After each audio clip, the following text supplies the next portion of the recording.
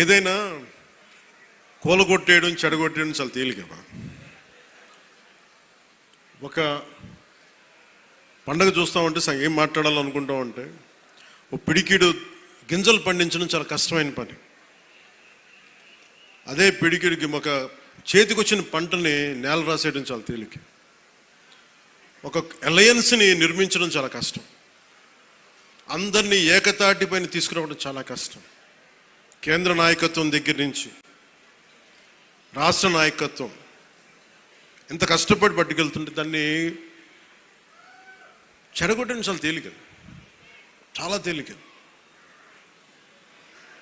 సంక్రాంతి మనం చెప్తుంది ఏంటంటే ఒక చేతికి ఒక కష్టపడి సంవత్సరం ఒక 6 నెలలు కష్టపడి 4 నెలలు కష్టపడి పంట చేతికి వస్తే ఆనందం తాలూకు నిదర్శనమే సంక్రాంతి పండగ. మనకి ధాన్యం వచ్చింది, ధాన్యం అమ్మగా డబ్బులు వచ్చినాయి. ఈ రోజున మన హరిదాసులు కానీ ఇంతమంది జానపద కళాకారులకు కానీ మనం ఎందుకు ఇస్తాం ఇవన్నీ అంటే మా దగ్గర అబండెన్స్ ఉంది. మాకు ఒక 10 బస్తాలు పంట ఉంటే మేము 2 బస్తాలు పంచుతామని చెప్పడానికి. అది సంక్రాంతి తాలూకు నిదర్శనం. అంటే అలాగా మీరు ఇందాక మంత్రివర్యులు నారాయణ గారు చెప్తా ఉన్నారు, ఇంకా ప్రపంచంలో ఏ నియోజకవర్గం ఇంకెక్కడా రాదు అండ్ ఏది జరుగు ఇక్కడ కొబ్బరాకు పడ్డా కానీ పిఠాపురంలో చాలా దారుణం జరిగిపోయింది. ఒక తాటాకు అక్కడ ఉన్న తాటాకు ఊడిపడిపోతే అమ్మా చాలా దారుణం జరిగిపోయింది. మరి గత ప్రభుత్వ నాయకులను అడగండి, వాళ్ళ నియోజకవర్గం అసలు న్యూస్ ఉంటుందా, ఏం జరుగుతుందో కూడా తెలియదు మీకు. పిఠాపురంలో చిన్న చెట్టు మీద వాళ్ళున్న పక్షి ఈక పడినా కానీ అయ్యా బాబోయ్ పక్షి పడి. అంటే ఇది ఎవరిస్తున్నారు మీకు బలం? ఎవరిస్తున్నారు? మీరిస్తున్నారు. చెడు వార్తలకి మీరిస్తున్నారు బలం. ఒకటి మనల్ని తిడుతుంటే మీరు దాన్ని వైరల్ చేస్తే మీరు బలం ఇస్తున్నారు. ఒకటి చెడగొడుతుంటే వచ్చి మీరు ఎదురు ప్రశ్నించకపోతే మీరు బలహీనలు అయిపోతారు. మీరు నాకు ఓట్లేస్తే సరిపోదు అని ఎందుకు చెప్తున్నాను? 5 సంవత్సరాల పిఠాపురంలో గత ప్రభుత్వంలో ఒక్కసారి మీరు ప్రతి ఒక్కరు మేధావులు చాలామంది ఉన్నారు, పత్రికేయులు ఉన్నారు, చాలామంది విభిన్నమైన పార్టీల నాయకులు ఉన్నారు. ఈ గత 5 సంవత్సరాల కాలంలో ఎన్ని కోట్లు ఖర్చు పెట్టారో ఒకసారి అడగమని చెప్పాను. నువ్వు పేరంటాలకి రాలేదు, పబ్బాలకి రాలేదంటే ఒక దేశం కోసం శ్రమించే వ్యక్తిని, ఇంత మందిని ఏకం చేసే వహించే వ్యక్తిని నాకు మీరు ఇవ్వాల్సింది మేము ఉన్నాం కాచుకుంటాను మిగతా వెళ్ళి పని చేయని చెప్తే కదా నాకు ఆనందం. అలా కాకుండా వచ్చి నేను వ్యవస్థని బలోపేతం చేయడానికి వచ్చాను. అంటే నా అవసరం లేని నిజమైన నాయకత్వం ఏంటి? నాయకుడు అవసరం లేకుండా పనులు జరిగిపోవాలి సింగపూర్ లాగా. అది కదా అభివృద్ధి అంటే. ఏ పని కావాలన్నా ఎమ్మెల్యే గారి ఇంటికి వెళ్తే కానీ పనులు అవ్వండి, అట్లా అంటే అది అభివృద్ధి కానట్టే కదా లెక్క. అంటే గత ప్రభుత్వంలో మీరు ఎంత ఖర్చు పెట్టారో ఒకసారి చూడండి. నేను గత ఏడాది 308 కోట్లతోటి పిఠాపురం అభివృద్ధికి మనం ఖర్చు పెట్టాం, మీరు చూడండి. అలాగే ఇప్పుడు 200, అది దాదాపు 60-70% పనులు అవుతున్నాయి, అయిపోయినాయి, ఇంకా 30% మిగిలినాయి. ప్రాబబ్లీ టార్గెట్ ఇచ్చింది మార్చికి అయిపోవాలి. ఇప్పుడు మనం 211 కోట్లతోటి అదనపు అభివృద్ధి కోసం మనం ముందుకు తీసుకెళ్తాం. అంటే ఇది 26 కోట్లతోటి ప్రారంభమైనవి, మన పని పూర్తయినవి, ప్రారంభోత్సవాలు చేశాం. మీరు అడగాల్సింది గత ప్రభుత్వ నాయకులను వచ్చి వాళ్ళు వారి పాలనలో ఏం చేశారని అడగాలి. వాళ్ళు తిట్టేశారు, తిమ్మేశారు అని చెప్పి నేను ఏం చెప్పాను, నా దగ్గర ఛానల్స్ లేవు. నేను లాస్ట్ టైం చెప్పాను ఎలక్షన్ టైంలో 2016-17 టైం నుంచి మొన్న దాకా ఏం చెప్పాను, నాకు ఛానల్స్ లేవు. మీరే నా గళం, నా జన సైనికులకి, మా వీర మహిళలకి చెప్పాను, మీరే నా బలం. నాయకులకు ఒకసారి ఇష్టపడి రావచ్చు, ఒకసారి ఇష్టపడి వెళ్ళిపోవచ్చు, కానీ నా గుండెల్లో ఉన్నది మీరు నిరంతరంగా నాది ఉంటారు, నాకు తెలుసు. నాకు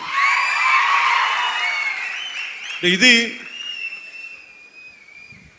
మీరు బయట నుంచి వచ్చి దేనికి పడినా సరే, ఒక స్కూల్లో 2 చిన్నపిల్లలు కొట్టుకున్నా దాన్ని మీరు గొడవ చేసేద్దాం అనుకుంటే నేను ఏం చెప్పను దానికి? మీరు అక్కడ పులివెందులు అక్కడ వాళ్ళ సొంత బాబాయ్ గారిని చంపినా కానీ అది న్యూస్ కాదు. ఇక్కడ ఇద్దరు బిడ్డలు ఉట్టినే కొట్టుకుంటాం, స్కూల్లో కొట్టుకోరా. నాయకులే కొట్టుకుంటున్నప్పుడు స్కూల్లో చిన్నపిల్లలు ఎందుకు మాట అనుకోరు? పెద్ద స్థాయి ఆలోచన పరిధుల నాయకులే మాట అనుకున్నప్పుడు చిన్నపిల్ల ఏదో అనుకుంటాం, దాని కులాలు పట్టుకొచ్చేస్తాం. మరి ఇదే మీరు అడగాల్సిన ప్రశ్న. మన జనసేన నాయకులు కూడా చెప్తున్నా, కూటమి నాయకులు కూడా చెప్తున్నా, పనిచేసే నాయకులు మీరు వెన్నంటి ఉండకపోతే, ఎలక్షన్లు అయిపోయింది మా పని అయిపోయింది అంటే, నేను నిజంగా అలా అనుకొని ఉంటే ఈ రోజున మీకు ఉప్పాడ ప్రొటెక్షన్ వాళ్ళు ముందుకు వెళ్ళదు చెప్తాను. మీరు ఇన్ని సంవత్సరాలు ఉన్నారు, ఎవరు తీసుకెళ్ళారు చెప్పండి? ఈజీగా మాట్లాడి సరిపోదు, అక్కడ నువ్వు కన్విన్స్ చేయాలి. ఎందుకని 100 ప్రాజెక్టులు ఉంటాయి స్టేట్ గవర్నమెంట్, ప్రయారిటీస్ ఎందుకు చేయాలి? ఇలాంటి 1,053 కిలోమీటర్లు ఆంధ్రప్రదేశ్ మొత్తం ఉంటే, అలాంటిది మొత్తం గుజరాత్ నుంచి అన్ని తీర ప్రాంతాలు, బెంగాల్ అన్ని తీర ప్రాంతాలు, తమిళనాడు, కేరళ ఉంటే ఇలాంటి సముద్రపు కోత గురవుతూనే ఉంటాయి. కానీ మీకే ఎందుకు ఇవ్వాలి అని సెంట్రల్ గవర్నమెంట్ అడుగుద్ది. ప్రత్యేకత ఏంటి అని. అది మన కన్విన్సింగ్ ఆర్గ్యుమెంట్. ఎందుకు పనిచేస్తే? నువ్వు దేశ నిర్మాణం కోసం పనిచేసేవాడివి, మనుషుల్ని విడగొట్టేవాడివి కాదు, నిలబెట్టేవాడివి, అండగా ఉండేవాడివి. ఇన్ని చూసిన తర్వాత దానికి తోడు హేతువుగా చెప్పాలి, రేషనల్గా చెప్పాలి. ఎందుకు ఇది చేస్తున్నావు అంటే దానికి వాళ్ళు ఆలోచించి, లేదు ఇవన్నీ బాగున్నాయని చెప్తారు. ఇంత కష్టం ఒకటి అచీవ్ చేయటం. 1 కోటి రూపాయలు మీరు చాలాసేపు ఈ మధ్యన చూస్తున్నారు. డోలీ ప్రాంతాల్లో పిఎం జన్మన్ పథకం కింద ఒక 40 మంది ఉంటారు. 1 కోటి రూపాయలతో మనం ఒక 4,000 మంది 5,000 మంది ఉన్న ఒక పంచాయతీ ఖర్చు పెట్టడం వేరు. కేవలం 40 మంది ఉండే ఒక ట్రైబల్ పంచాయతీ ట్రైబల్ గ్రామానికి, ఒక చిన్న కుగ్రామానికి పెట్టడం చాలా కష్టం.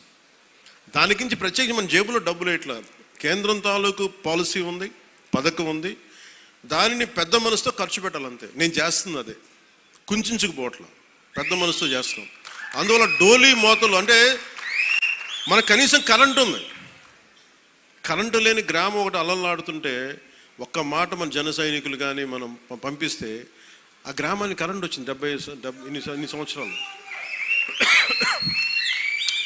అంటే ఇవన్నీ ఎందుకు చెప్తున్నానంటే, నేను కేవలం ఒకదానికే పరిమితం అయిపోతే నా శక్తిని మీరు చంపేసినట్టు వాళ్ళు అయిపోతారు.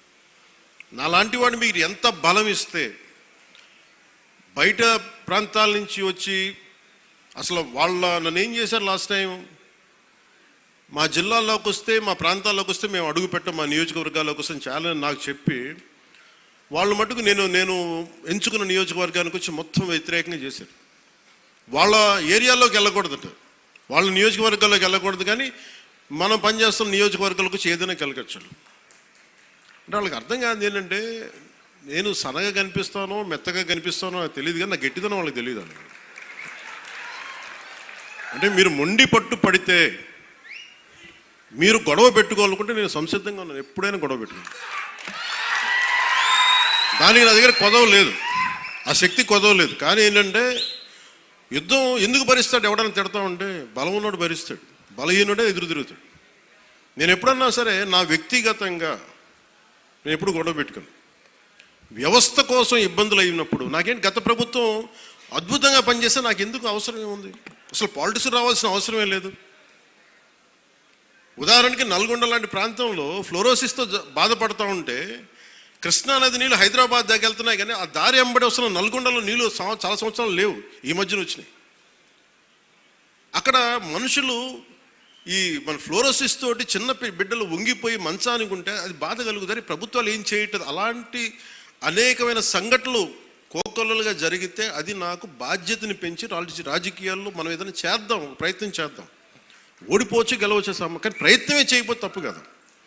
అలాంటి సందర్భంలో నేను వచ్చాను పాలిటిక్స్కి. అలాంటిది నేను కింద పడ్డాను. ఇందాక మనోహర్ గారు మాట్లాడుతున్నారు, పుష్కర కాలం దాటింది నేను వచ్చి పాలిటిక్స్ 14 సంవత్సరాల పైన. ఎవరు తీసుకుంటారు?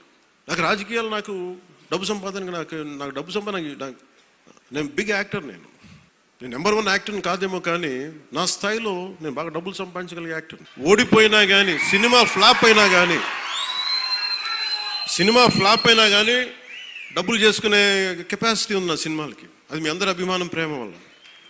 మరి అలాంటి నేను అలాంటి నేను ఎందుకు రావాలి రాజకీయాల్లో కంటే అది నా ఆవేదన, నా బాధ్యత.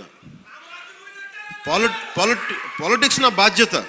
అంటే ఎంతసేపు ధాన్యం పండించి ఇది దోచేసుకోవడం తప్ప తిరిగి ఇద్దామని గుణం లేకపోతే ఏమవుతుంది?